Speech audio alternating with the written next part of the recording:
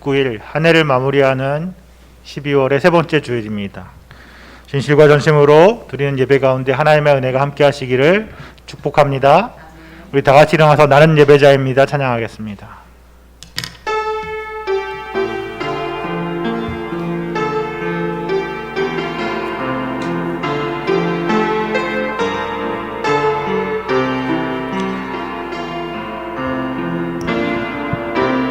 나는 하나님을 예배하는 예배자입니다.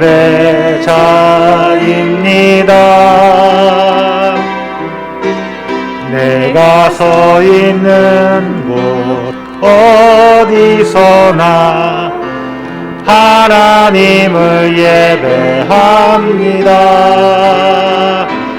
내 영혼 거룩한 은혜를 향하여 내 마음 완전한 하나님 향하여 이곳에서 바로 이 시간 하나님을 예배합니다.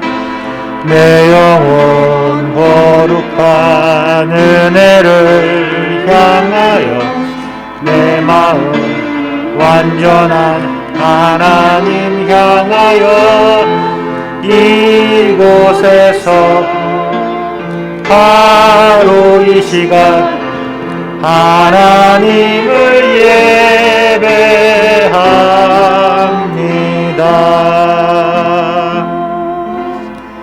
아멘. 혹시 본인의 휴대폰이 진동으로 있는지 한번 확인해 보시고 그러면 좋겠습니다. 기도를 통한 구원 에세이 읽도록 하겠습니다. 시작. 기도를 통한 구원. 하나님께서 우리에게 주신 구원은 이미 창세전에 예수 그리스도 안에서 여러분과 나를 예정하시고 택하신 구원일 뿐만 아니라 이 세상에서 주관하시고 섭리하시는 구원이며 주님이 오셔서 나를 대속하심으로 하나님의 뜻을 이루신 구원입니다.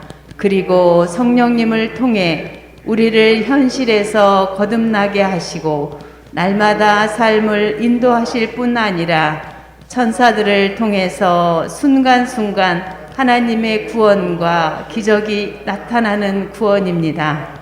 기도는 바로 이러한 생활의 구원을 이루는 실제적인 방법입니다.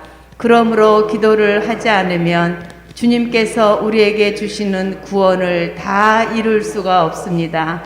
기도는 우리의 생활을 구원하는 절대적인 방편입니다. 그러니 너희는 앞으로 일어날 이 모든 일을 능히 피하고 또 인자 앞에 설 수 있도록 기도하면서 늘 깨어 있어라. 누가복음 21장 36절 말씀입니다. 사도신경으로 신앙을 고백합니다. 전능하사 천지를 만드신 하나님 아버지를 내가 믿사오며 그 외아들 우리 주 예수 그리스도를 믿사오니 이는 성령으로 잉태하사 동정녀 마리아에게 나시고 본디오 빌라도에게 고난을 받으사 십자가에 못 박혀 죽으시고 장사한 지 사흘 만에 죽은 자 가운데서 다시 살아나시며 하늘에 오르사 전능하신 하나님 우편에 앉아 계시다가 저리로서 산자와 죽은 자를 심판하러 오시리라. 성령을 믿사오며 거룩한 공회와 성도가 서로 교통하는 것과 죄를 사하여 주시는 것과 몸이 다시 사는 것과 영원히 사는 것을 믿사옵나이다. 아멘. 오늘은 이번 주 토요일이 성탄절인데 성탄 찬송 두 곡을 골라서 하나님 앞에 찬송으로 드립니다.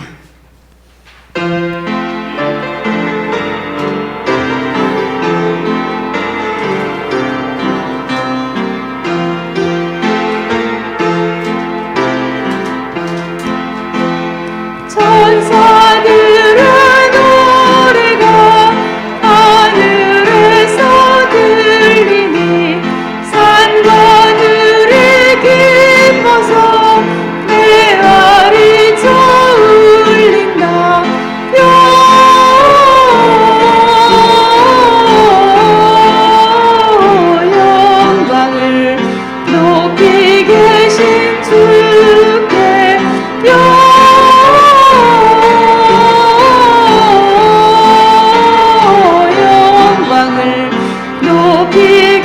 1절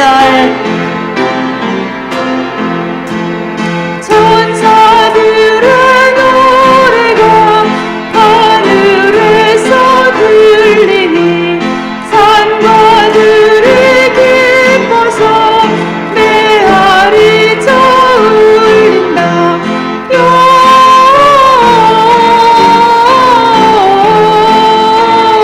영광을 높이 계신 주께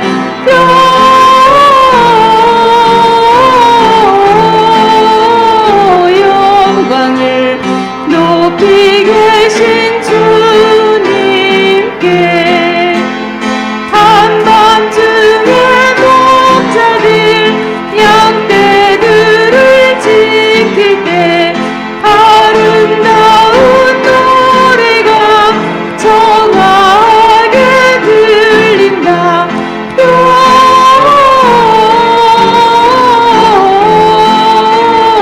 영광을 높이 계신 주께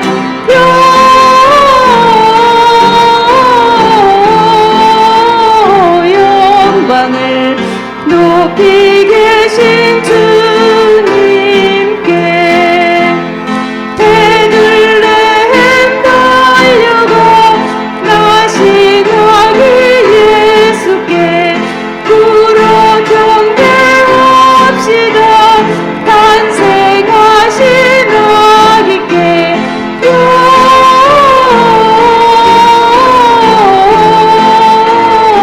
영광을 높이 계신 주께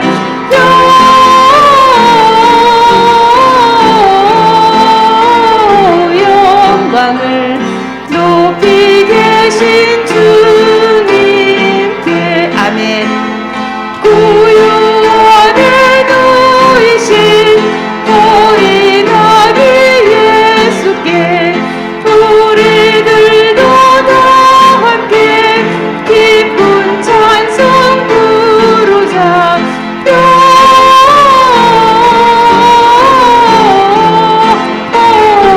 영광을 높이 계신 주께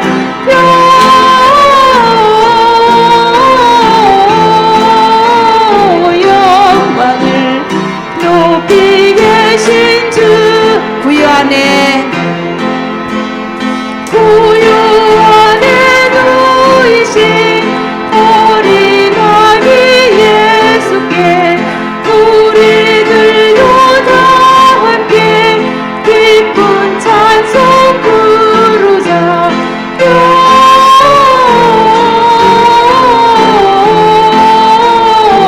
영광을 높이 계신 주께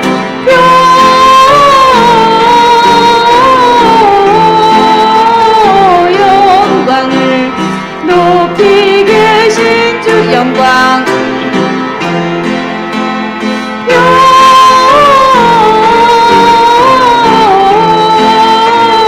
영광을 높이 계신 주께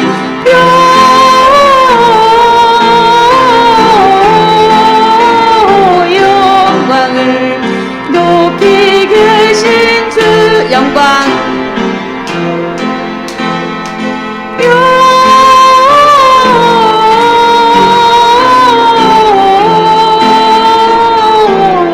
영광을 높이 계신 주께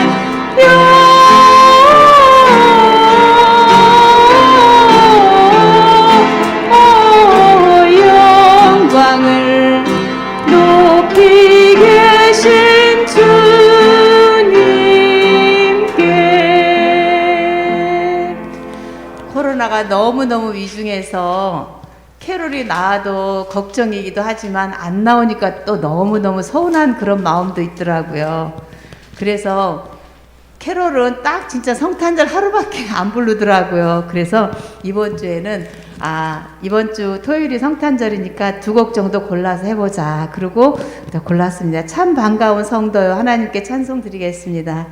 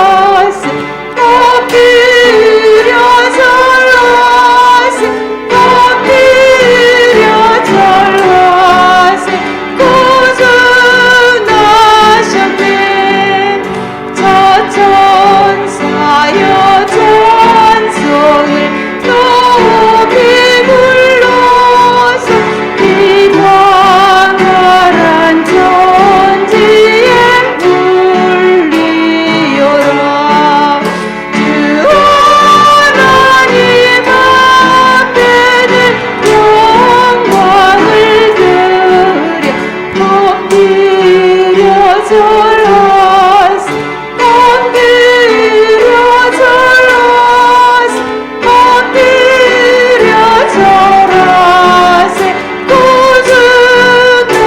구주하셨네 이 세상에 주께서 탄생할 때에 참신과 참 사람이 되시려고 저 동정녀 몸에서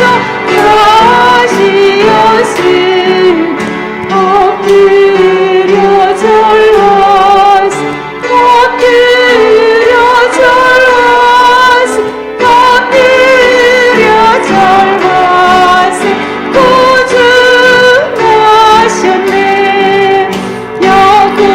여호와의 말씀이 육신을 입어 날 구원할 구주가 되셨도다 내 감사한 찬송을 주 앞에 드리 엎드려 절하세 엎드려 절하세 엎드려 절하세 구주나 사절 여호와의 말씀이 육신을 입어 날 구원할 구주가 되셨도다 늘 감사한 찬송을 주 앞에 드리 엎드려 절하세 엎드려 절하세 엎드려 절하세 구주나 엎드려 절하세 엎드려 절하세 엎드려 절하세 구주나 엎드려 절하세 엎드려 절하세 엎드려 절하세 구주 나셨네 나 같은 죄인 살리신 주의 놀라워 때로던 생명 찾았고 광명으로도 근제하게서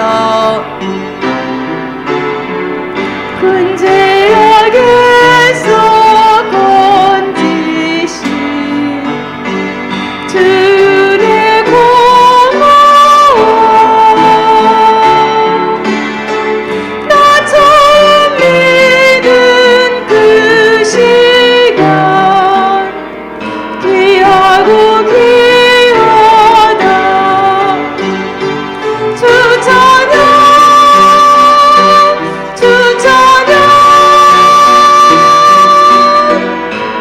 내 마음 다해 주 찬양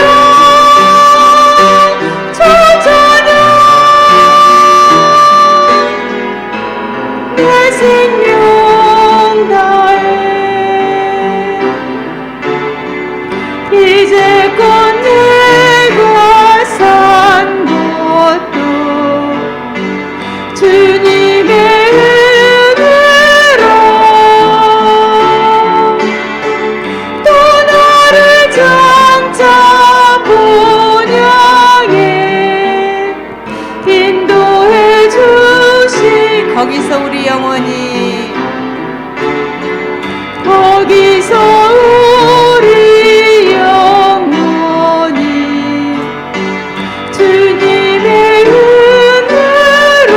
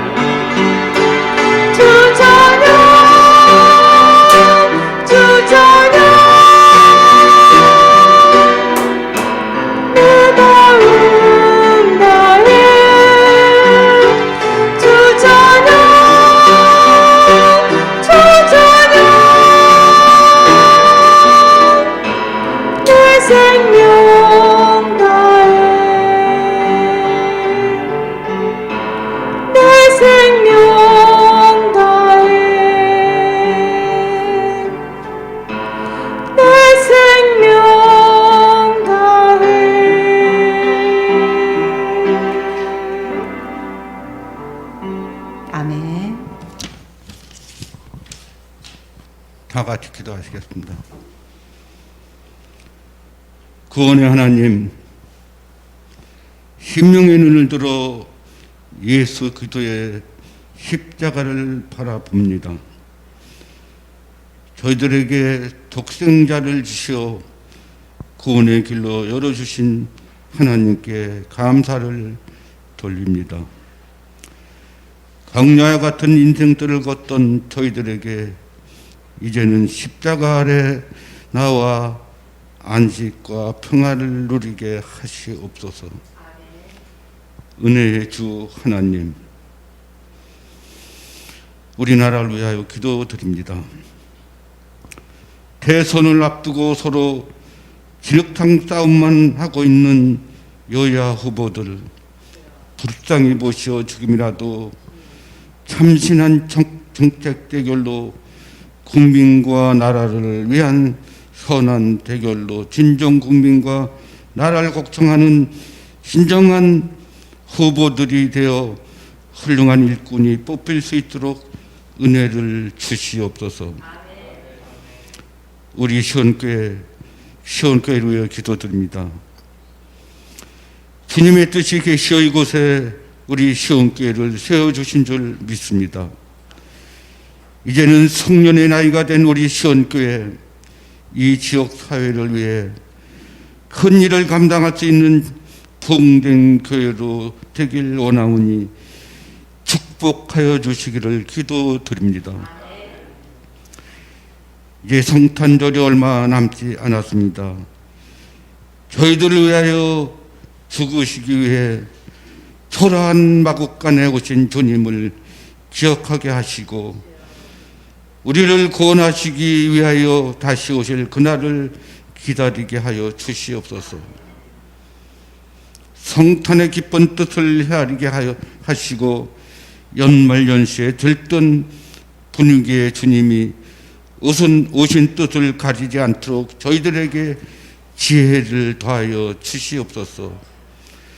날마다 사랑을 의지하여 살아가는 저희가 되게 하시고 연초에 세웠던 계획들을 돌아보게 하시고 잘 마무리하며 정리하는 경건한 시간이 되게 하여 주시옵소서. 주님의 사랑을 전하기에 부지런한 저희가 되게 하시고 우리가 주님의 사랑의 전달자가 되도록 축복하여 주시옵소서. 말씀을 전하실 목사님을 위해 함께하사 성령의 권능으로 붙들어 주시고 주님의 권세와 주권이 선포되는 귀한 시간 되게 하여 주시옵소서. 예배의 시중을 주님께 맡깁니다. 주님 홀로 영광 받으시기를 원하오니 지금까지 거룩하신 예수님의 이름으로 기도를 드렸습니다. 아멘.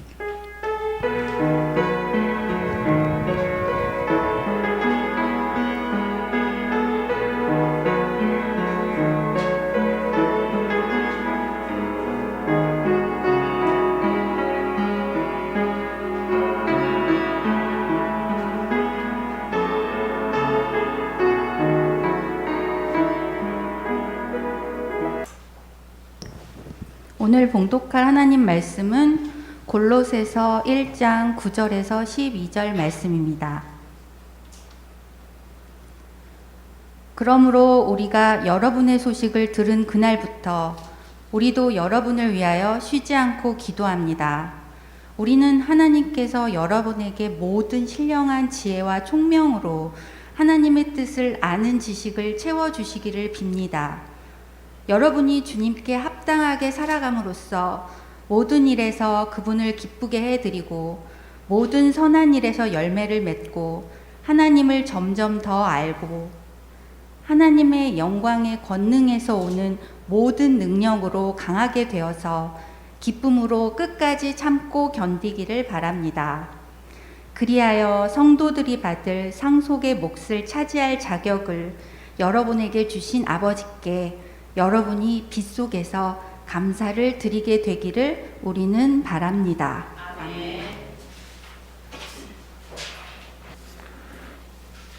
오늘도 예배 자리에 나오신 신요 성도 모두를 주님의 이름으로 축복합니다. 우리 인사하겠습니다.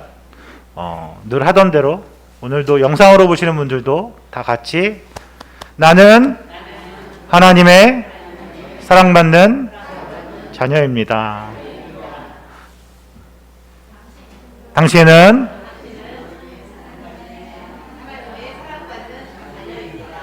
하나님의 사랑받는 자녀입니다. 축복합니다. 코로나 감염의 위험 때문에 개인 위생관리 방역지침 잘 지켜주시면 감사하겠고요. 특별히 함께 예배드리지 못하고 또 코로나 때문에 또 날씨 때문에 오늘 눈이 많이 와서 어르신들은 좀 나오기가 어려우실 상황도 있으신 것 같아요. 길도 아직 다 안 녹았고 그래서 함께 예배드리지 못하고 집에서 영상으로 예배드리신 성도들, 우리 시온의 가족들 모두를 축복합니다. 성경 읽기 이제 한 주 남았습니다. 오늘 주보 보시면 맨 마지막이 뭐예요? 25일이 요한계시록 22장까지입니다. 25일 날 어떻게 이렇게 딱 맞췄는지 성탄절 날 딱 끝납니다. 마지막까지 힘내주시기를 바라고 성탄 감사 예배 12월 25일 토요일 똑같은 예배 시간 10시 50분에 예배를 드릴 예정입니다. 같이 예배 드릴 수 있으면 좋겠고요. 또 그날 오시면 성경 읽기 시상? 시상이라고 말하기 좀 그렇고 어쨌든 수고하신 거에 대한 감사의 표현도 같이 하도록 하겠습니다. 기도하겠습니다. 사랑과 은혜가 풍성하신 주님, 주님의 사랑에 감격하고 감사하며 주님의 자녀들이 오늘도 이렇게 주님을 예배합니다. 받은 은혜를 기억하며 이 땅에서 믿음과 사랑과 소망으로 주님의 자녀답게 살려고 애쓰는 주의 자녀들을 긍휼함으로 보아주시고 주의 품으로 감싸 안아주시기 주옵소서. 오늘의 예배 가운데 우리의 마음을 담아 주님을 경배합니다. 전하는 말씀 속에 살아 역사하시는 주님을 만나고 또 주님을 누리는 은혜를 허락하여 주옵소서.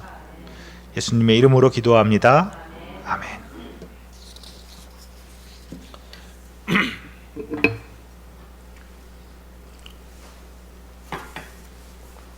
우리 올해를 마무리하고 또 새해를 준비하면서 우리가 골로새서 말씀을 통해서 우리 함께 은혜를 나눠보자고 말씀드렸죠.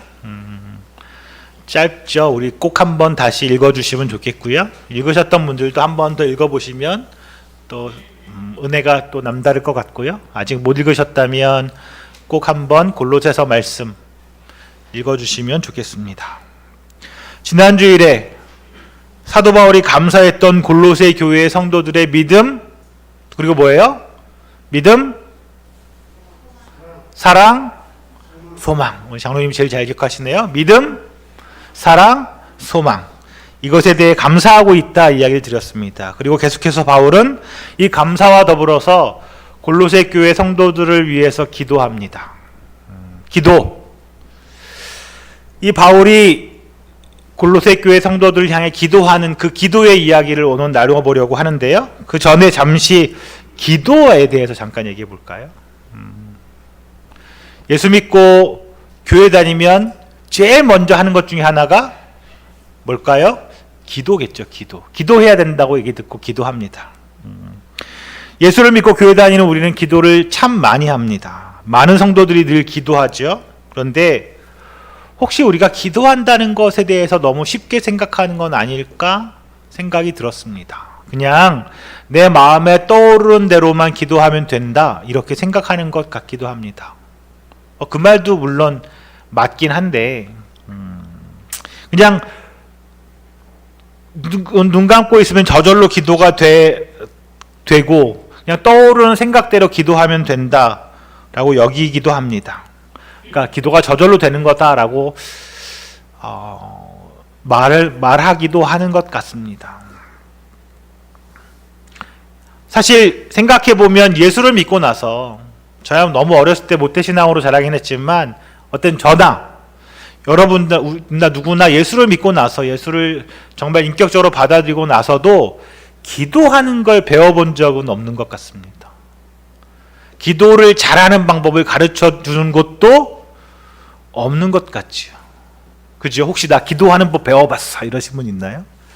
제가 신학교 다닐 때 오죽했으면 신학생들이잖아요.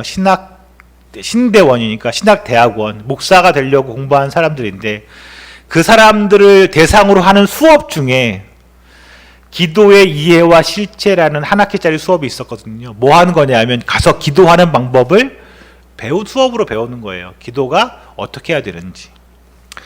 사실 한국교회 성도들은 기도를 많이 합니다. 개인적으로 기도하는 것뿐 아니라 오늘도 우리 예배 드리면서 기도했죠. 예배 전에도 기도했죠. 또 기도회라는 것도 있어서 기도를 하기 위해 모여서 기도도 합니다. 그런데 외람되지만 제가 솔직하게 기도를 좀 살펴보면 우리가 하는 기도의 많은 경우 육신을 위한 기도나 또 성경이 말하는 이생의 정욕을 위한 기도나 또 약간 샤머니즘적인 기도가 많이 있는 것처럼 보입니다. 그리고 우리가 해야 되는 기도가 중에 좋은 기도가 뭔지 잘 모릅니다. 기도도 좋은 게 있나? 이렇게 생각하시는 분들도 있으신 것 같아요. 저한테 눈을 반짝반짝 하시면서 기도도 좋은 게 있어? 뭐 이렇게 얘기하시는 것 같아요. 그래서 성경의 기도에 대한 부분이 나올 때라도 우리가 좀 신중하게 살펴보고 성경이 가르치는 방식의 기도를 좀 배울 수 있었으면 좋겠습니다. 오늘 바울이 한 것은 기도입니다. 바울은 골로새 교인들을 위해서 무엇을 기도하고 있습니까? 오늘 본문에 보면 바울은 두 가지를 놓고 기도합니다. 우리 9절부터 1장 9절부터 10절 두 절을 먼저 한번 읽어보면 좋겠습니다. 9절 10절 앞에 보이시죠? 그러므로 읽어보겠습니다. 시작. 그러므로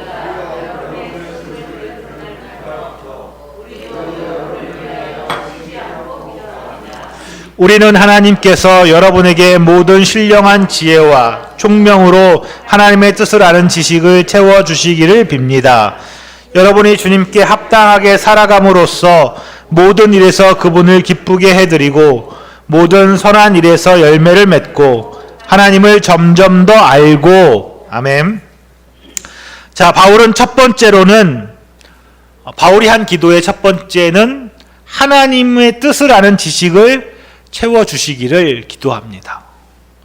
바울은 골로새 교인들을 향해서 그들을 위해서 그들에게 하나님의 뜻을 아는 지식을 채워주시기를 기도하는 거죠. 그리고 두 번째는 합당하게 살아가는 그것을 위해서 기도합니다. 기도란 이런 것이겠지요. 바른 지식을 위한 기도와 바른 삶을 살기 위한 기도가 묶여 있습니다. 이것이 우리 그리스도인들이 해야 하는 기도입니다. 바른 지식과 바른 삶. 제가 오늘 설교의 제목으로 정했는데 아는 것과 사는 것. 그것은 뗄래야 뗄 수 없는 관계입니다. 우리가 정말 바르게 알면 바르게 살 수 있지요. 그런데 우리가 안다는 그것을 그냥 TV나 또는 책이나 요즘은 유튜브 많이 보시죠? 그걸 통해서 들으면 안다고 생각하기 때문에 그냥 그렇게 무슨 흘러가는 정보처럼 우리가 보면 안다고 생각하기 때문에 많은 경우에 나는 알지만 행하지 못해 이렇게 말할 수 있는 것 같습니다. 그러나 성경적인 관점에서 보면 안다는 건 그렇게 사는 것을 뜻합니다. 아는 것과 사는 것, 그것은 나누어질 수 없습니다. 우리가 바르게 알면 어떤 형태로든지 삶에 나타납니다. 마태복음에 나오는 산상설교의 마지막 부분, 마태복음 7장 24절에서 예수님은 그러므로 내 말을 듣고 그대로 행하는 사람은 반석 위에다 자기 집을 지은 슬기로운 사람과 같다고 할 것이다, 이런 말씀을 하셨습니다. 예수님의 말씀을 듣고 또 알고 실천하는 사람, 그래야 비로소 반석 위에 집을 지은 사람 같다는 거죠. 예수님은 아는 것과 실천하는 것을 나누어서 말씀하지 않으셨습니다. 우리는 알면 행하게 됩니다. 바르게 아는 것과 바르게 사는 것은 서로 붙어 있습니다. 우리가 거의 1년 가까이 성경을 읽어왔죠. 성경에서 무엇을 알게 되셨나요? 성경은 우리에게 지식을 알려주려고 하는 책이 아닙니다. 옛날에 이스라엘이라는 나라가 있었는데 그 나라가 이랬어. 이런 이야기 하려고 쓴 책이 아니라는 거죠. 성경은 그 읽는 살아있는 말씀이라고 하잖아요. 읽는 사람의 인격을 바꾸는 책입니다. 때문에 성경을 읽고 그 안에 우리가 하나님의 말씀을 정말 바르게 알게 되면 반드시 우리의 삶으로 나타나게 되어 있습니다. 바울이 했던 두 가지 기도의 내용들, 오늘 이걸 좀 더 자세히 살펴보려고 하는데요. 먼저는 9절이죠.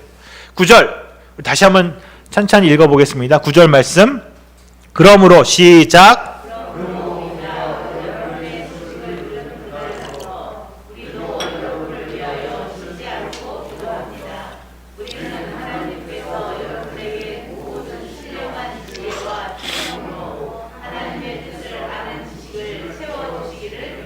아멘.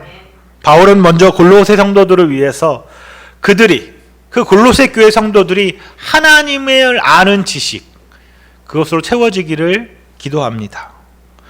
우리가 예수 믿으면 어떤 일이 일어날까요? 본문은 오늘 우리가 읽었던 이 9절의 말씀은 하나님을 우리는 우리에게 신령한 지혜와 총명 이것이 주어져서 그것을 통해서 하나님을 알게 된다라고 말하고 있지요. 예수 믿기 전에는 내가 예수를 정말 믿기 전에는 하나님을 알지도 못하고 또 믿지도 않았는데 예수를 믿고 난 후에 하나님 그분에 대해서 알게 됩니다. 알기 시작합니다. 그리고 그 하나님의 나라가 이 땅 가운데 임할 것이다 라는 사실도 알게 되는 거죠. 바울은 골로새 교회 성도들이 신령한 지혜와 총명을 통해서 하나님의 뜻을 제대로 분별하고 그것을 삶의 자리에서 구체적으로 적용하며 살아갈 수 있는 그 지식, 그 하나님에 대한 지식이 생기기를 기도합니다. 사실 돌아보면 우리도 살아가는 순간순간 하나님의 뜻이 어디에 있는지 알기 원할 때가 많습니다.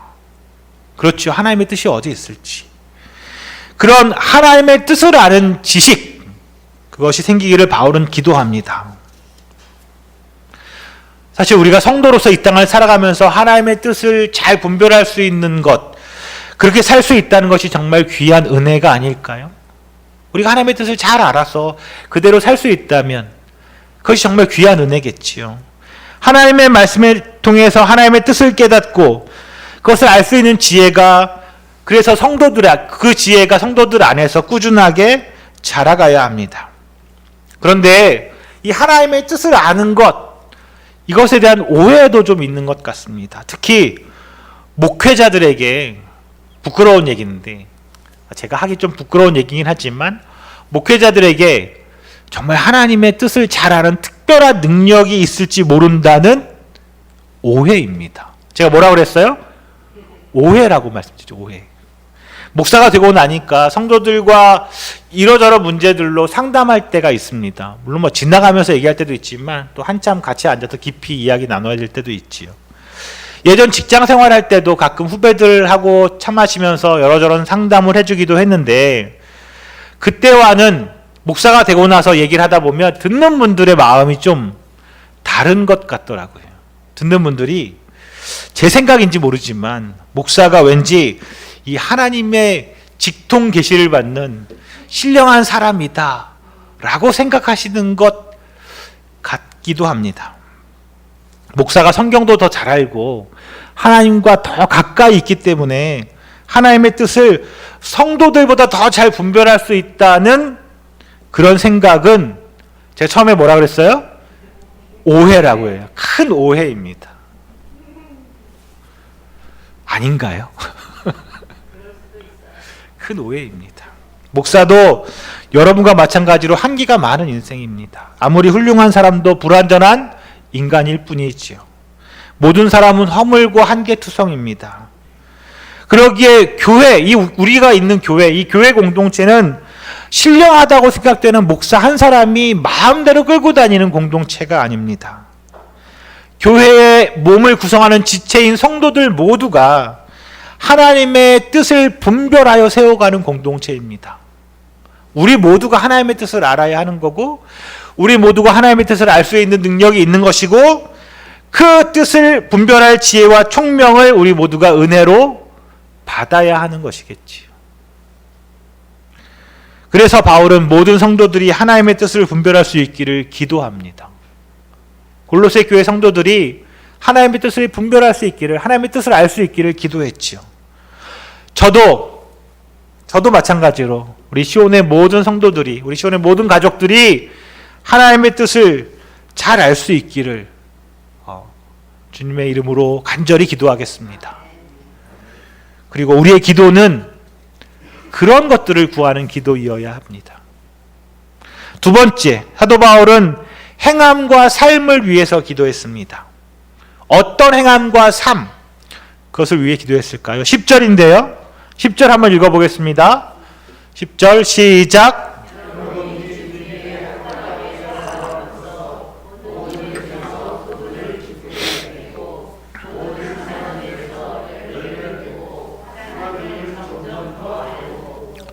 자, 이 중에 주님께 합당하게 살아감으로써 모든 일에서 그분을 기쁘게 해드리도록, 그것을 놓고 바울이 기도했다는 거죠.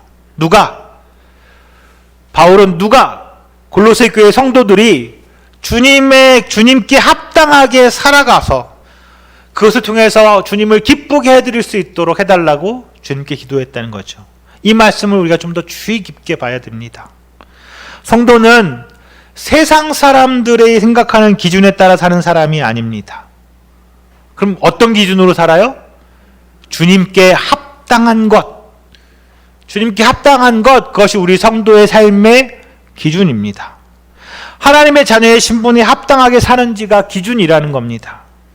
올해 가려졌지만 우리의 표현처럼 예수 안에서 하나님 나라 복음을 따라 그것에 합당하게 살아가는 것, 우리는 그런 사람들이지요. 이 땅 가운데서 우리가 성공하고 훌륭한 사람으로 인정받는가가 그리 중요한 기준이 아닙니다. 제가 이렇게 말씀드려도 별로 마음에 안 와닿으시죠? 나는 좀 성공하고 싶은데, 난 좀 괜찮아지고 싶은데, 이런 마음이 있으시죠? 그거 아니라고 아무리 얘기를 해도 잘 안 들으시더라고요. 우리는 세상에서 성공하려고 여기 사는 사람들이 아닙니다.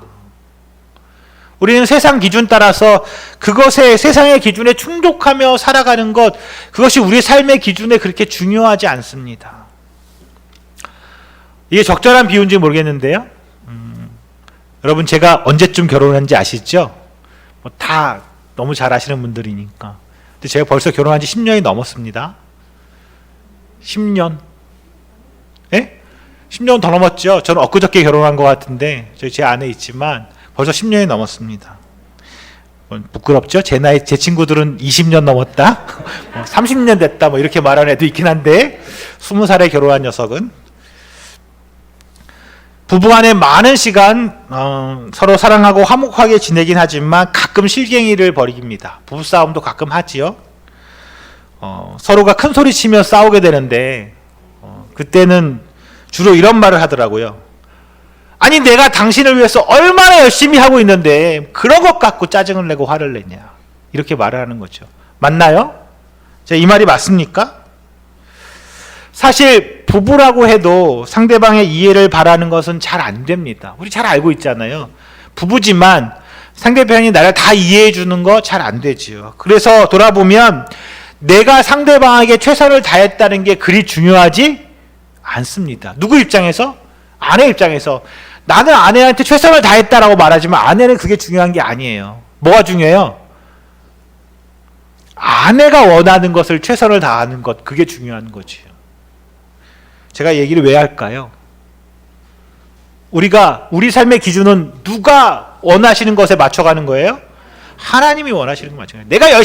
내가 이렇게 열심히 살았어요, 그게 중요하지 않다는 거예요. 하나님이 말씀하신 그 기준에 합당하게 사는 것, 그것이 중요하다는 거죠.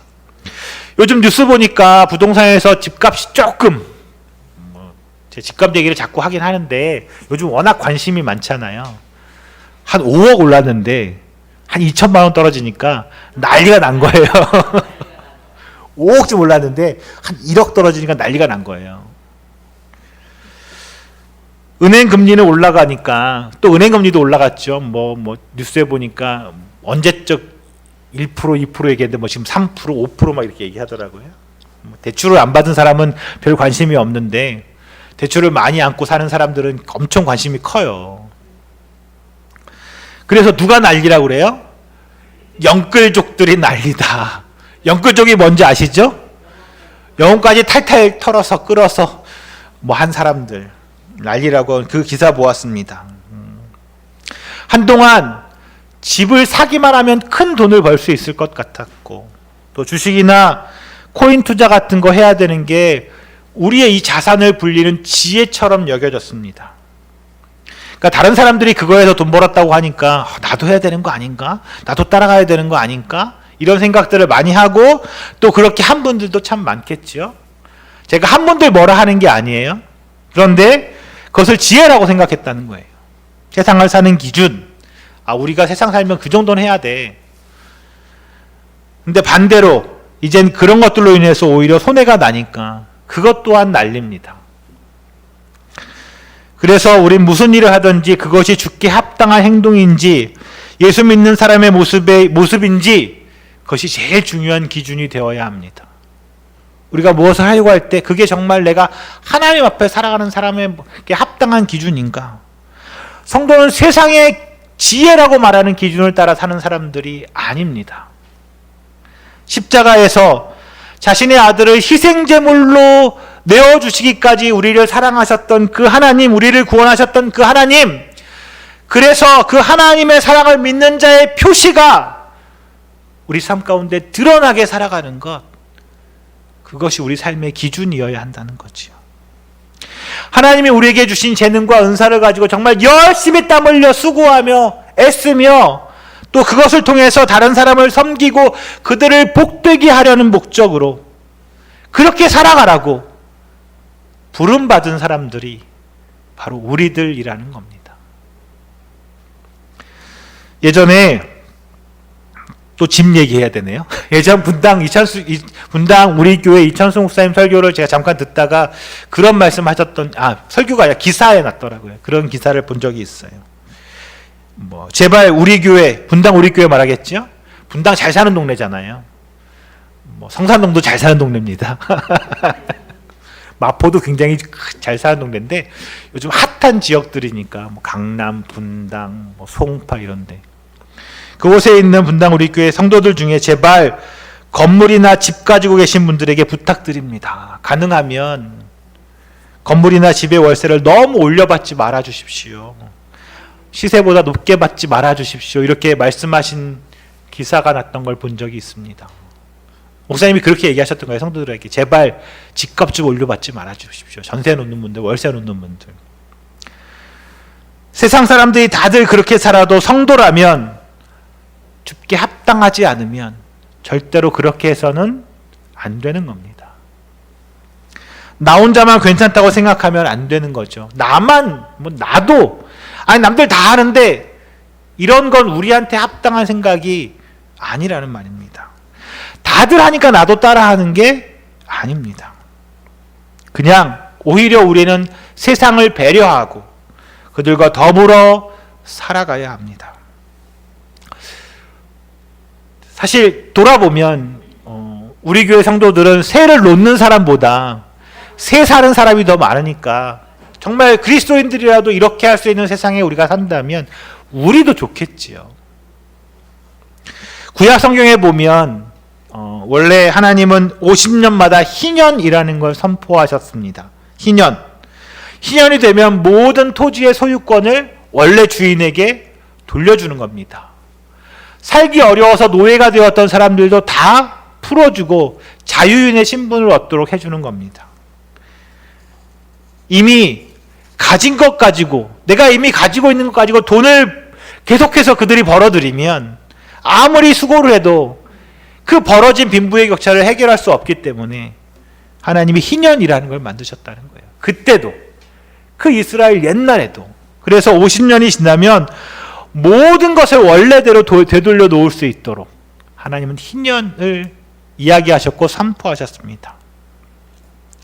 그래서 말인데 우리 중에 누구라도 혹여 가진 부가 있다면 우린 하나님의 은혜로 주신 그 부를 가지고 사람들을 살리는 데 사용해야 합니다.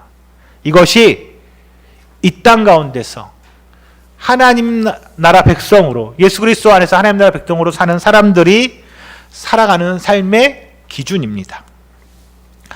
자, 그렇다면 10절의 말씀처럼 주님께 합당하게 살아감으로써 모든 일에서 그분을 기쁘게 해드리는 삶, 그분을 기쁘게 해드리는 삶, 그것은 뭘까요? 앞에는 제가 두 가지 기도에 대한 내용을 말씀드렸죠. 그렇게 기도하면 좋겠다. 하나님을 아는 지식으로 또 우리가 행함과 삶을 위해서 기도해야 된다고 했습니다. 바울이 그것을 위해 기도했죠. 그리고 그 기도의 내용 중에서 주님께 합당하게 살아감으로써 모든 일에서 그분을 기쁘게 해드리는 삶을 살도록 기도해야 된다고 했는데, 그러면 그게 뭔지 알아야 되잖아요. 하나님을 기쁘게 해드리는 삶, 그건 뭘까요? 10절부터 12절까지 나오는 말씀에서 그 답을 찾아볼 수 있는데 10절부터 12절까지 좀 천천히 또박또박 같이 한번 읽어보겠습니다. 10절 보여주시죠. 여러분이 주님께 합당하게 살아감으로써 모든 일에서 그분을 기쁘게 해드리고 모든 선한 일에서 열매를 맺고 하나님을 점점 더 알고 11절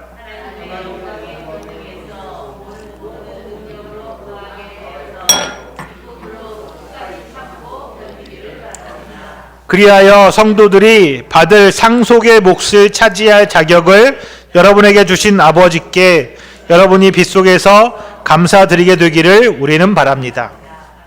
아멘. 하나님을 기쁘시게 하는 삶. 그것의 첫 번째는 10절 후반부에 나와 있는 것처럼 10절 뒷부분에 나와 있는 것처럼 모든 선한 일의 열매를 맺는 것입니다. 하나님을 기쁘시게 하는 삶 뭐라고요? 모든 선한 일에 무엇을 하는 것? 열매를 맺는 것. 성도들의 인격과 삶을 통해서 선한 일을 행하고 그래서 풍성하게 열매를 맺는 것이야말로 하나님이 정말로 기뻐하시는 일입니다. 하나님께 합당하게 살아갈 때 우리가 그분을 기쁘시게 하는 일이죠. 우리가 합당하게 살아가면서 선한 일을 행하고 열매를 맺으면 누가 기뻐하신다고요? 하나님이 기뻐하신다. 제가 이 말씀을 곰곰이 묵상하다가 궁금한 게 생겼습니다. 바울은 성도에게 선한 일을 통해서, 성도가 선한 일을 통해서 열매를 맺는다라고 말했는데, 선한 일이 뭘까요? 선한 일. 바울이 이 말을 참 많이 했어요. 성경을 찾아보면 바울 사실 여러 곳에 선한 일, 착한 일 이런 말이 계속 반복해서 나옵니다. 선한 일이 뭘까요? 착하게 사는 걸까요? 여러분, 착하게 사는 건 뭐예요?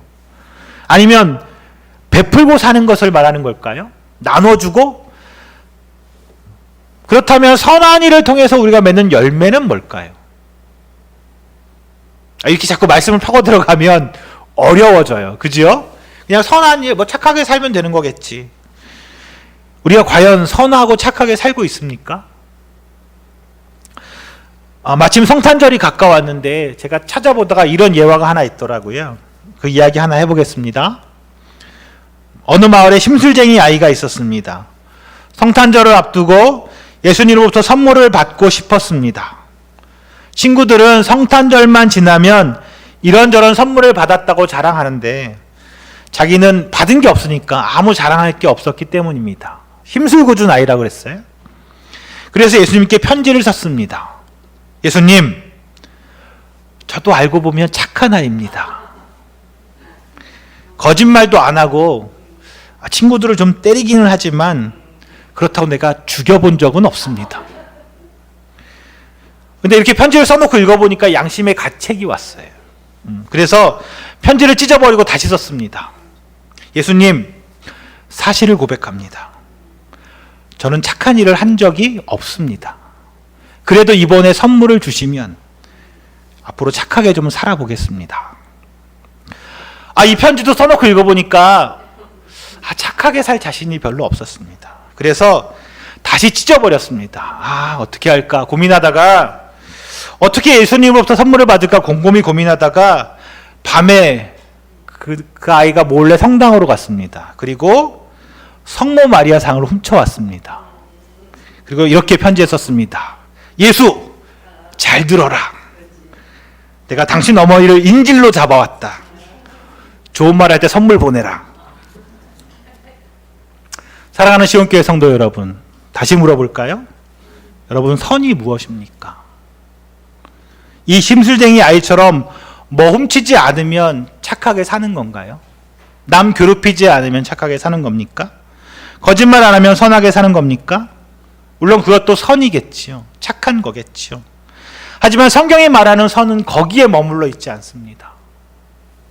오늘 말씀에서 선이라고 표현된 이 선, 영어 성경에 찾아보면 우리말이 잘 어려워서 영어 성경을 좀 찾아보면 good이라고, G-O-O-D, good이라고. 제 발음이 좀 그렇지만 이해하세요. 그리고 이 선이라는 표현이 성경에서 가장 먼저 사용된 곳은 어딘지 아십니까? 바로 창세기 1장입니다. 창세기 1장에도 이런 표현이 나와요. 창세기 1장 4절, 10절 이 이후에 계속해서 말씀을 보면 하나님이 보시기에 좋았더라. 영어로 God so 땡땡 good 이렇게 나와요. 좋았더라. good이라는 거죠. good. 그게 뭐라고요? 아까 우리가 선을 뭐라고 그런다 그랬어요? good이라고 한다 그랬죠.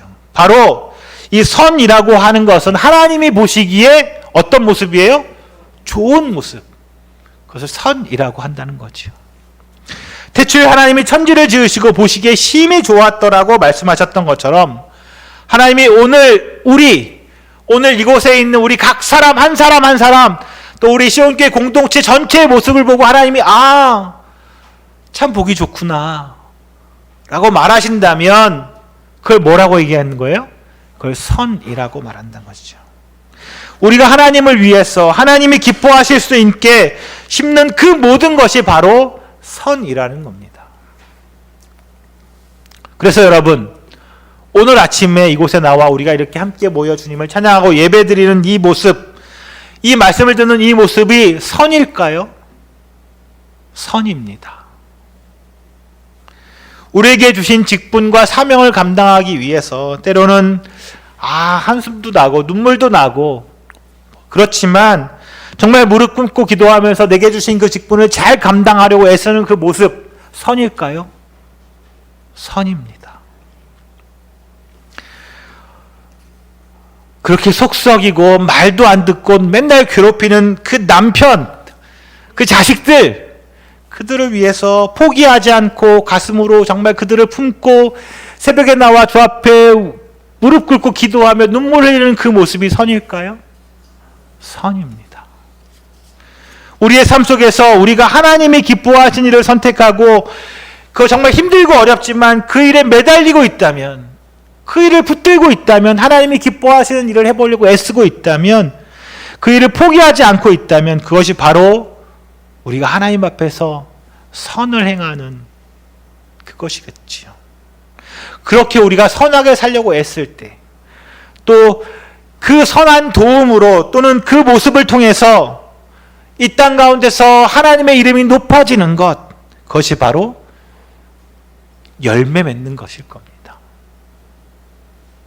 내가 선하게 살려고 애쓰는 모습을 통해서, 내가 선하게 살려고 누군가를 도울 때 그 도움을 통해서 또 내 모습을 누군가 보고 저분이 저렇구나라고 감동을 받아서 그분이 하나님 믿는 사람이구나 라고 할 때 그것이 열매라는 거지.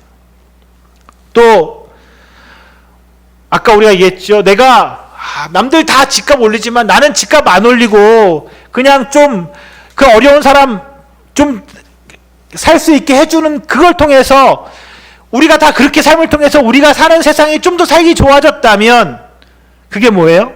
열매이겠죠. 열매. 그게 우리의 선함을 통해서 맺어지는 열매겠지요.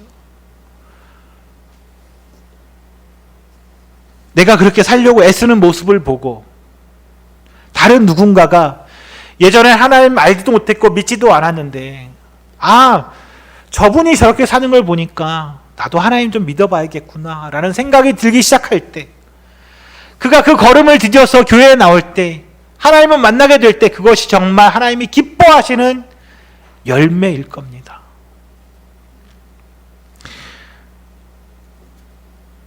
우리 모두가 그런 열매 맺을 수 있기를 주님의 이름으로 축원합니다.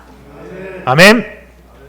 하나님을 기쁘시게 하는 삶의 두 번째, 그것은 하나님을 아는 것, 그것에서 멈추는 것이 아니라 그 아는 것에서 뭐 하는 것일까요? 자라가는 것입니다. 하나님을 점점 더 많이 알아가는 것입니다. 여러분, 우리 정말 하나님에 대해서 얼만큼 알고 있을까요? 제가 전에도 한번 말씀드렸던 것 같은데, 성경 공부할 때 여러분에게 이 종이 한 장을 드리고 여기에다가 여러분이 아는 하나님에 대해서 써보라고 한다면 여러분 몇 줄이나 적으실 수 있어요? 과연 몇 줄이나 적으실 수 있을까요? 내가 아는 하나님에 대해서 써보라고 한다면, 여기에는 예수 믿지 얼마 안 된 분들도 계시고 또 나름 평생 예수를 믿어온 분도 계시는데 막상 쓰라고 하면 별반 크게 다르지 않을 것 같습니다. 하나님이 누구인지, 어떤 일을 하셨는지, 하나님이 무엇을 좋아하시는지, 무엇을 싫어하시는지, 우리는 그 하나님에 대한 모든 것들을 이 종이에 빽빽하게 적을 수 있어야 합니다. 그리고 그 아는 지식이, 그 하나님에 대해서 알아가는 것이 시간이 갈수록 믿음의 연차가 늘어갈수록 점점점 늘어가야 하는 것이겠지요. 사랑한다고 말하면서, 하나님, 제가 하나님 사랑합니다 이렇게 말하면서 정작 내가 사랑하는 그 대상에 대해서 별 관심이 없다면, 별 아는 게 없다면 그것은 사랑하는 게 아닐 겁니다. 하나님은 우리가 하나님에 대해서 알아가는 것이 마치 어린아이가 태어나서 자라가는 것처럼, 그런 모습을 보는 것처럼 우리가 하나님에 대해서 알아가는 것이 자라갈 때 정말 기뻐하십니다. 그리고 마지막 그분 앞에, 주님 다시 오시는 날에 우리가 그분 앞에 설 때까지, 주님이 우리에게 이 땅 가운데 허락하신 우리의 수명이 다할 때까지 우리는 그분을 알아가는 것을 멈출 수가 없습니다. 그리고 그 모습이야말로 하나님이 정말 기뻐하시는 모습입니다. 세 번째, 하나님을 기쁘시게 하는 삶, 그것은 11절의 말씀인 하나님의 영광의 권능에서 오는 모든 능력으로 강하게 되어서 기쁨으로 끝까지 참고 견디는 것입니다. 말씀이 좀 길긴 한데, 우리가 이 땅에서 성도로서의 삶을 굳게 지켜가려면 우리가 하나님의 능력으로 강하게 되어야 합니다. 우리가 성도로 이 땅에 살아가려면 우리의 힘만으로는 그렇게 할 수 없습니다. 우리의 능력으로 될 수 있는 게 아닙니다. 우리는 한계가 많고, 또 요한복음의 말씀처럼 세상은 우리를 미워합니다. 우리를 내버려 두지 않습니다. 우리가 믿음을 잘 지켜가도록 그냥 가만히 두지 않습니다. 그래서 우리가 세상으로부터 밀려오는 그 어려움들과 시련들을 굳건하게 견뎌내고 믿음을 지켜가려면 우리에게 하나님의 능력으로부터 오는 강함이 있어야 합니다. 말씀처럼 주님의 능력으로 강하게 되어야 하는 것이겠죠. 그 우리가 하나님의 능력으로 강해져야 하는 이유, 그것을 오늘 말씀 뒷부분에는 끝까지 참고 견디기 위해서라고 말했습니다. 먼저는 참고 견디는 것이겠죠. 세상을 무너뜨리는 게 우리가 강해지는 목적이 아닙니다. 우리가 하나님의 능력을 힘입어서 강해져서 이 세상을 다 무너뜨리고 새로운 세상을 세우라는 것이 아닙니다. 세상을 향한 심판은 누가 하세요? 주님이 하시는 겁니다. 우리는 우리 죄로 인해서 어그러워진 이 세상을 살아갈 때 하나님의 나라 백성으로 살아가기 위해서 강함이 필요합니다. 그리고 그 강함은 우리에게 참고 견딜 수 있는 능력을 주게 되는 거지요. 견딘다는 것, 참고 견딘다는 것, 그것은 특별히 그 견딘다는 것, 그것은 하나님이 우리 삶의 어떤 자리에 두더라도 지금 내게 있는 그 믿음을 굳건하게 지켜내는 것을 말합니다. 내가 좋은 환경일 때, 내가 일도 잘 풀리고, 뭐 하는 것마다 다 잘 되고, 말만 하면 다 이루어지고, 뭐 새로 시작만 하면 다 성공하고, 이럴 때는 견딜 필요가 없습니다. 견디는 게 필요 없죠. 우리 믿음을 잘 지킬 수 있습니다. 물론 그럴 경우에 하나님이 필요 없다고 말하는 사람도 많겠지만, 우리가 예수 잘 믿을 때 일이 잘 되면 그거보다 더 좋은 일이 어디 있겠습니까? 하지만 우리는 환난 때에, 어려울 때의 믿음을 견딜 수 있는 힘이 필요합니다. 어려운 환경이 오더라도 우린 그것이 내게 주어진 이 환경, 지금의 이 어려움조차도 하나님의 다스림 안에 있다라는 사실을 믿고 견디는 것이겠지요. 오히려 더 믿음을 굳게 하는 겁니다. 사업이 잘 안 돼도 하나님의 다스림 가운데 내가 놓여 있다, 이걸 믿고 그 길을 믿음으로 견뎌내는 겁니다. 사업 잘 되면 하나님 믿고, 사업 안 되면 하나님 떠나고, 그게 믿음이 아니라는 거지요. 그 견딤을 위해서 우린 하나님의 능력으로 강하게 되어야 합니다. 뇌출혈로 제가 친한 황정환 이사가 쓰러진 지 벌써 7개월이 지났습니다. 5월 달인가 그랬으니까. 근데 얼마 전에 그 아내분을 만났지요.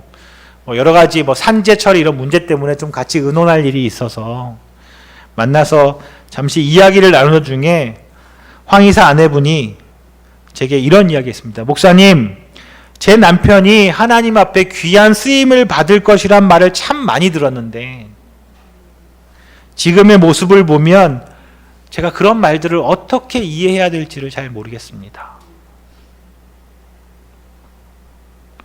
제가 마땅히 할 대답이 없었습니다. 하나님의 뜻이 무엇인지 저 역시 알 수가 없었습니다. 하나님의 일에 귀하게 쓰일 제목이라면 누워있으면 안 되잖아요. 그를 통해서 많은 일들을 하나님이 이루셔야 할 텐데 저렇게 있는 모습이 도대체 하나님의 뜻이 어디 있는지 잘 알 수 없었습니다. 상식적이라면 그게 맞는 모습은 아닐 테니까요. 그래서 우리에게 강함이 필요합니다. 주어진 어떤 상황이든지, 내게 주어진 어떤 상황 가운데든지 믿음을 잃지 않고 견딜 수 있는 능력, 그것이 필요합니다. 내가 좋을 때, 내 환경이 편할 때만 믿음을 유지하는 게 아닙니다. 정말 몸도 힘들고 마음도 힘들고 쓰러질 것 같지만 그래도 하나님의 강함을 힘입어서 내 믿음을 지켜가는 것, 그것이 우리의 모습이라는 거지. 그리고 그 모습, 끝까지 견디려고 하는 그 모습, 그것을 하나님이 기뻐하시는 삶의 모습입니다. 또 끝까지 참는 것도 있습니다. 우리 성경은 끝까지 참는 것이라고 했는데 예전 성경은 오래 참음이라고 말하지요. 이 말은 고린도전서 13장에 나오는 사랑은 뭐예요? 그 다음에 사랑은 오래 참고에 나오는 그 오래 참음입니다. 견디는 것이 내게 주어진 환경의 문제라면 오래 참음은 사람에 대한 겁니다. 나를 해코지하는 사람, 내게 무례하게 행하는 사람, 나에 대해서 나쁘게 말하는 사람, 나를 대적하는 사람, 그런 사람들을 대해서 우리가 어떻게 해야 될까요? 우리가 주의 능력으로, 주님의 능력을 힘입어서 강해져서 그들에게 복수하는 것이 아니라 뭐 해야 한다고요? 그들을 오래 참음으로 사랑으로 대할 수 있는 것이어야 합니다. 사람과 사람의 관계는 쉽지 않습니다. 늘 좋은 관계만 있지 않습니다. 어려운 관계가 더 많지요. 나쁜 관계도 많습니다. 그때마다 그 사람을 나도 나쁘게 대하는 것, 나도 그와 똑같이 대하는 것, 그것은 하나님이 기뻐하시는 모습이 아닙니다. 그를 오래 참음으로 여전히 사랑으로 품을 수 있는 것, 그것이 하나님이 기뻐하시는 모습입니다. 쉽지 않은 일입니다. 아니, 어려운 일입니다. 나를 해코지 하는 사람을 내가 사랑으로 품는 거 어려운 일입니다. 그래서 그 오래 참음을 위해서 무엇이 필요하다고요? 하나님의 능력으로 우리가 강해져야 하는 것, 그것이 필요하다는 겁니다. 마지막 하나님이 기뻐하시는 삶의 모습, 그건 12절의 말씀인데요. 12절의 말씀 중에 아버지께 감사를 드리게 되는 것입니다. 아버지께 감사드리게 되는 것. 아버지이신 하나님께 우리가 감사하다고 고백하는 모습, 그것이 아버지에게 얼마나 기쁜 모습일까요? 아이들이 제게 와서 아빠 고마워요, 아빠 감사해요, 이런 말 하는 거 말만 들어도 너무 기쁜 일 아닌가요? 하나님 우리 아버지, 그분도 마찬가지이실 겁니다. 우리가 주님 앞에 감사해요라고 고백할 수 있는 그 말, 그 모습을 주님은 너무나 기뻐하실 겁니다. 사랑하는 시온교회 성도 여러분, 우리가 하나님께 감사해야 되는 이유가 무엇일까요? 우리는 감사해야 될 이유가 너무 많지 않습니까? 지난 시간에 말씀드렸던 것처럼 우리가 원래 하나님께 자녀라고 부를 자격을 없는 사람들이었는데, 진노의 자식들이었는데 하나님이 자녀 삼아 주셨으니 감사합니다. 우리가 이 땅에 살아갈 수 있는 인생을 주셨으니 감사합니다. 나로 만들어 주셨으니까 감사합니다. 여러분에게는 또 어떤 감사의 이유가 있으십니까? 그 감사 이유들을 잊지 않으시기를 바랍니다. 그리고 그 감사야말로 하나님이 정말 기뻐하시는 삶의 모습입니다. 사랑하는 시온교회 성도 여러분, 이제 다음 주간이면 성탄절입니다. 메시아로 오신 예수께서 탄생하신 날이지요. 한 주간, 우리 돌아온 이 한 주간 그분의 탄생을 기뻐함과 동시에 그 예수가 우리 때문에 이 땅에 죽으러 오셨다는 사실도 꼭 기억할 수 있기를 바랍니다. 하나님은 그렇게 우리를 사랑하신 분이십니다. 그리고 그 사랑을 우리가 깨닫고 그분을 향한 우리의 기도가 좀 더 풍성해졌으면 좋겠습니다. 하나님을 아는 것과 그분의 뜻을 따라가는 그런 삶에 대한 기도가 더 많아졌으면 좋겠습니다. 그런 기도를 통해서 우리가 하나님께 합당하게 행하며 범사에 그분을 기쁘시게 하는 그 모습으로 이 땅을 살아갈 수 있기를 소망합니다. 그리고 이를 통해서 우리가 선한 열매를 맺으며 하나님을 아는 지식에서 자라가며 그분의 능력으로 강해지시기를 바랍니다. 그래서 하나님이 우리 삶 가운데 허락하신 어떤 환경과 어떤 사람일지라도 능히 견디며 오래 참을 수 있기를 바랍니다. 동시에 그 모든 것에 아름답고 감사가 넘치는 그 은혜가 우리 시온의 모든 성도들에게 있기를 주님의 이름으로 축원합니다. 아멘. 우리 같이 나눠드린 악보, 하나님 아버지의 마음 우리 찬양하고 말씀을 기억하며 기도하겠습니다.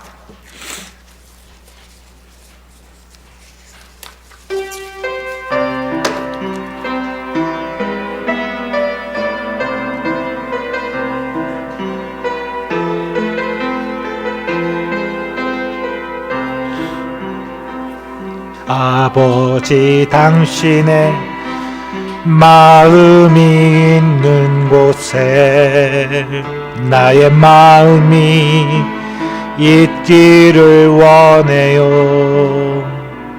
아버지, 당신의 눈물이 고인 곳에 나의 눈물이 고이길 원해요. 아버지, 당신이 바라보는 영혼에게 나의 두 눈이 향하길 원해요.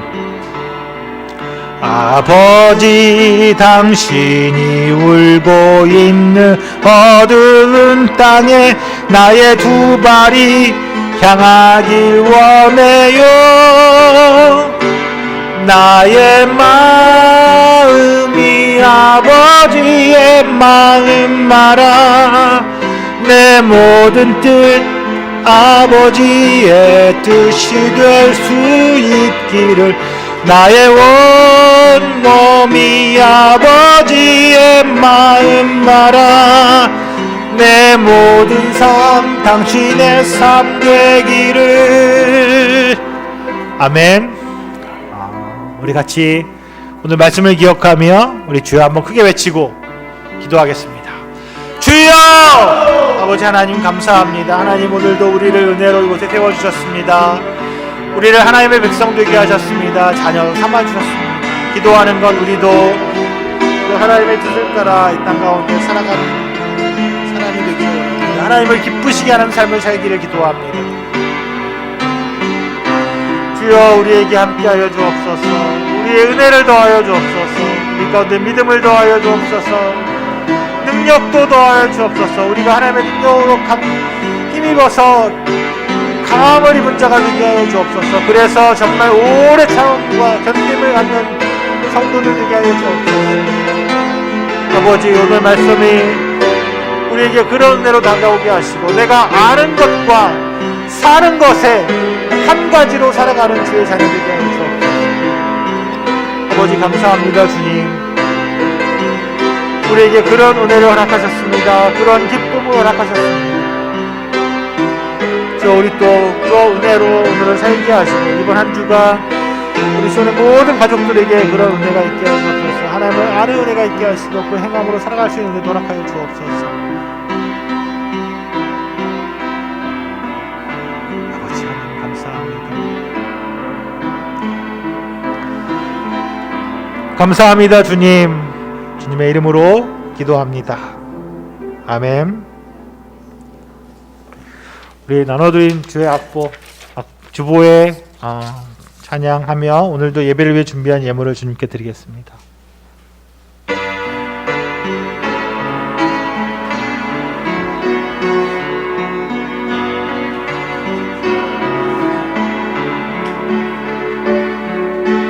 내게 주신 주님의 은혜 감사하며 찬양합니다.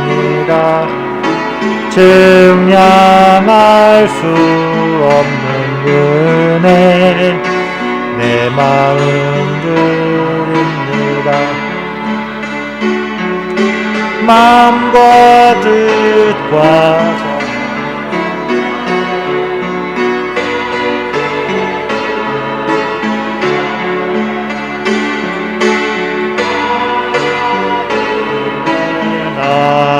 위에 기쁘게 받아주소서.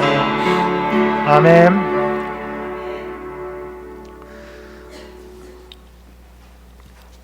사랑과 은혜가 풍성하신 하나님, 시온의 모든 성도들에게 하나님께서 모든 신령한 지혜와 총명을 주셔서 하나님의 뜻을 아는 지식을 채워주시기를 기도합니다. 시온의 성도들이 주님께 합당하게 살아감으로써 모든 일에서 하나님을 기쁘게 해드리고 모든 선한 일에서 열매를 맺고 하나님을 점점 더 알고 하나님의 영광의 권능에서 오는 모든 능력으로 강하게 되어서 기쁨으로 끝까지 참고 견딜 수 있기를 기도합니다. 그래서 시온의 성도들이 받을 상속의 몫을 차지할 자격을 주신 하나님 아버지께 언제나 감사를 드리는 자들이 되도록 기도합니다. 그리고 우리는 그런 감사의 마음으로 이 시간 주님 앞에 정성으로 준비한 예물을 드립니다. 주님 기뻐 받아 주옵소서.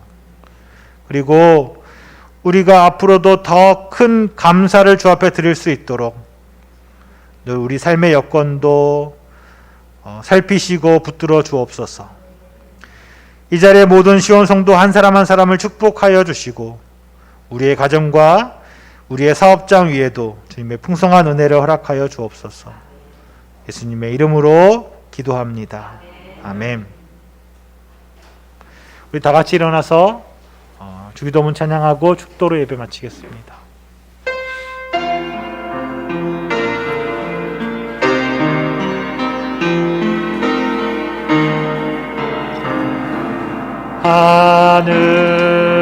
하늘에 계신 아버지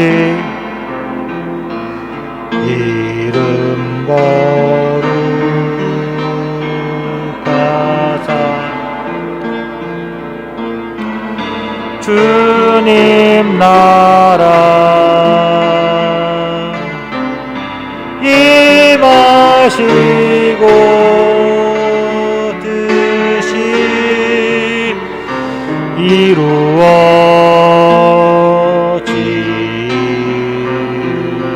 이루어지다. 일용할 양식 주시고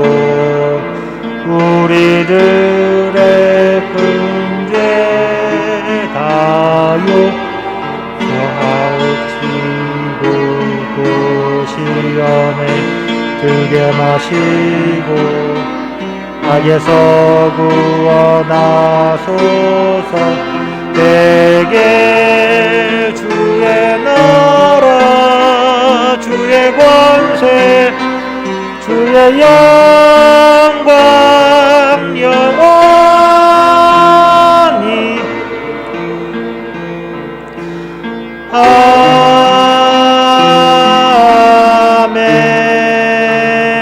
아멘.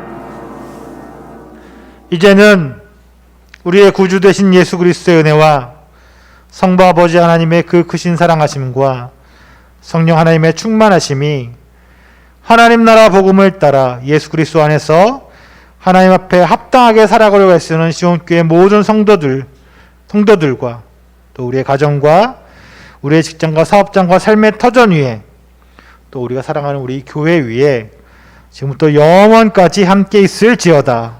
아멘.